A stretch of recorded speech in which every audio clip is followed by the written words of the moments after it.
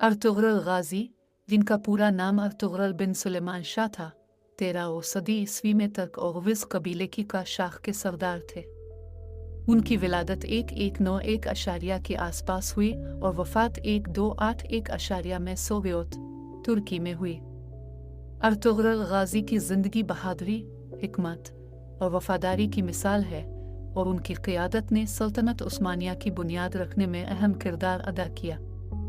Ertugrul गाजी के वालिद सुलेमान शाह का कबीले के सरदार थे। मंगोल हमलों के बाइस कबीला खरासान से हिजरत करके शाम की तरफ रवाना हुआ। दरियाए फरात उबूर करते हुए सुलेमान शाह का इंतकाल हुआ, जिसके बाद अर्तुगरुल कबीले के सरदार बने। उन्होंने अपने कबीले को लेकर अनातोलिया मौजूदा तुर्की की तरफ सफ़र किया। अर्तुगरुल गाजी का कबीला जब कोनिये की तरफ जा रहा था तो रास्ते में उन्होंने दो फौजों को लड़ते हुए देखा। उन्होंने कमज़ोर फौज की मदद का फैसला किया, जो दरअसल सल्जूकी सुल्तान अलाउद्दीन किकबाद की फौज थी और मुखालिफ फौज तातारियों की थी।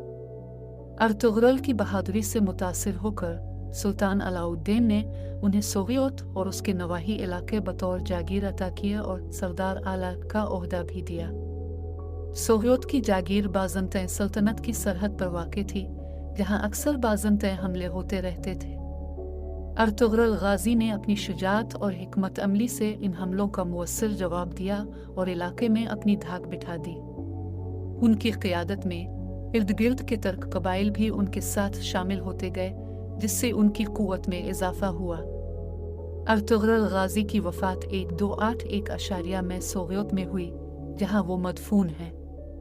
उनके सबसे छोटे बेटे उस्मान अव्वल ने उनकी वफ़ात के बाद कबीले की क़ियादत संभाली और एक अजीम अलशान सल्तनत उस्मानिया की बुनियाद रखी, जो सदियों तक कायम रही। अर्तुगरुल गाजी की ज़िंदगी वफ़ादारी, बहादुरी और हिकमत अमली की मिसाल है और उनकी दास्तान आज भी लोगों के लिए मशअल्ला। हमारे चैनल को लाइक और सब्सक्राइब कीजिए।